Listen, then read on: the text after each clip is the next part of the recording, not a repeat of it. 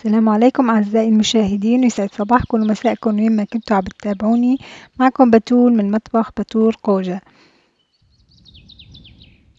وصفتنا لليوم هي وصفة الأوزي، وأكيد كلكم تعرفوا الأوزي وصفة معروفة ببلاد الشام غنية عن التعريف. تابعوني للأخير عشان تشوفوا المقادير وطريقة التحضير.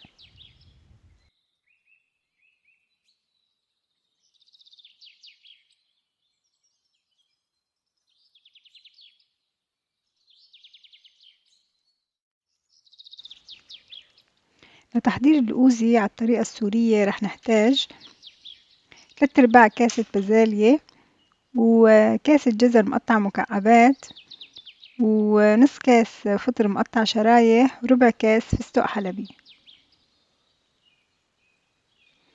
ورح نحتاج كمان كاستين رز. انا عم بستخدم الرز اللي هو حبته متوسطة ولونه على اصفر. ورح نحتاج كمان 300 جرام لحمة مفرومة، وباكيت رقائق البقلاوة.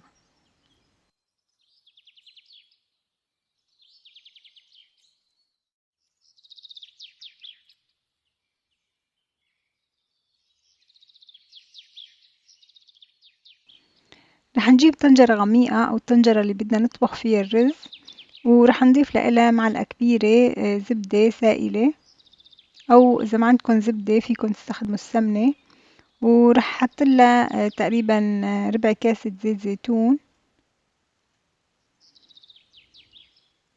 وهلأ رح نضيف اللحمة المفرومة، وبدنا نحركها مع السمنة والزبدة أو المادة الدهنية اللي ضفناها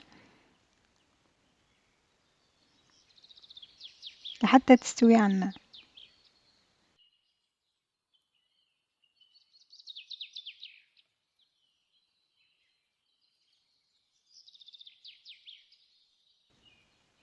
بعد ما استوت عندي اللحمة بدي أضيف لها البهارات.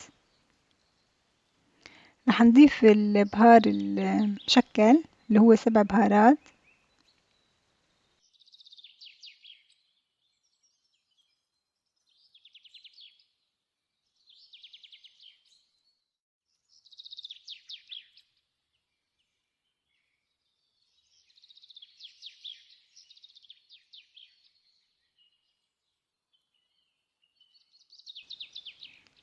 ورح نضيف كمان رشة ملح.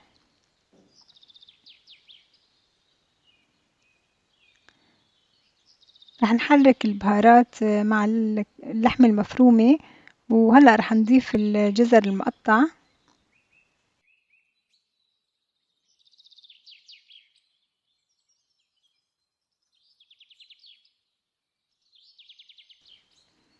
والبازالية.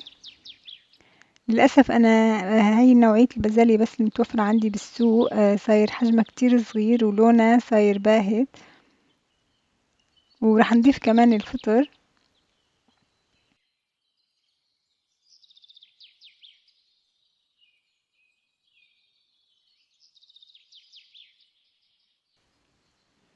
ورح أضيف كمان لألون الزبيب، طبعا الزبيب حسب الرغبة.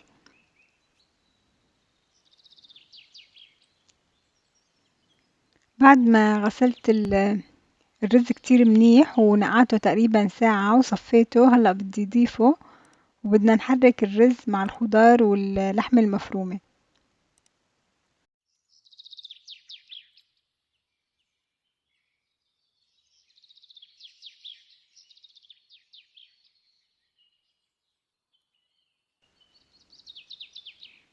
وهلأ بدنا نضيف المي المغلية للرز. بدي أضيف المي المغلية حوالي إصبع فوق الرز. وبدنا نغطي الطنجرة ونتركها تقريبا من 20 ل30 دقيقة. بعد 30 دقيقة صار عندي الرز أعزائي المشاهدين مثل ما انكم شايفين جاهز ومفرفد.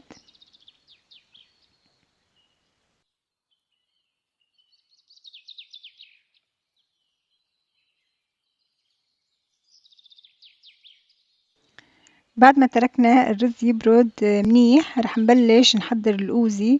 طبعا أنا أخذت رقائق البقلاوة وقسمتهم لمربعات، وبدي غطيهم بالمنشفة عشان ما ينشفوا، وكل شوي بدي اخد رقائقتين او 4 رقائقات من البقلاوة واشتغل عليهم وارجع اغطي العجين.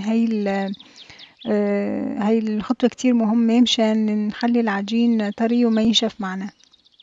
جبت زبدية اللي بنحط فيها الشوربة، وحطيت اول طبقة من رقائق العجين تبعت البقلاوة، وحطيت كمان طبقة تانية، يعني عندي صار 4 طبقات من رقائق البقلاوة.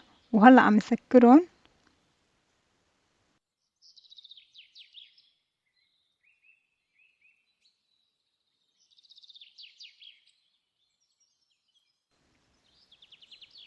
ما بدنا نكتر رز كتير جوا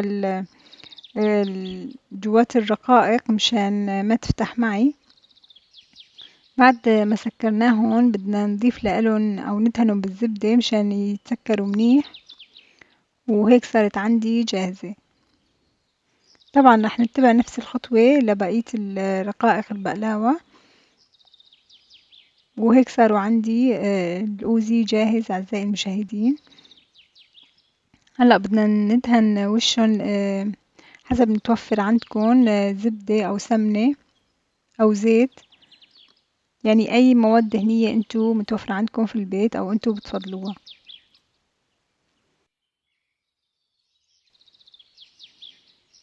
رح نحطهم بالفرن على درجة حرارة 180 لمدة 20 دقيقة أو نص ساعة حسب الفرن المتوفر عندكم.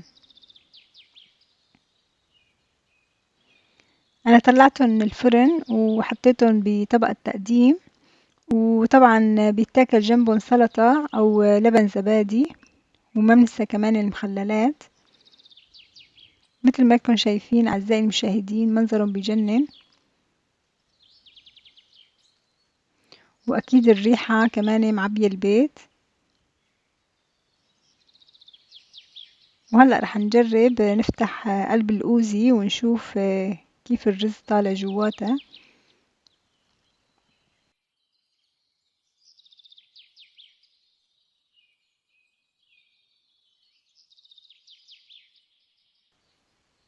عن جد منظر بشهي وريحة بتجنن. بتمنى انكم تجربوا الطريقة وتعطوني رأيكم فيها بالتعليقات، وألف صحة وهنا. لا تنسونا من اللايك والاشتراك ودعم القناة، وبشوفكم دايما على خير. كانت معكم بتول من مطبخ بتول قوجة، والسلام عليكم.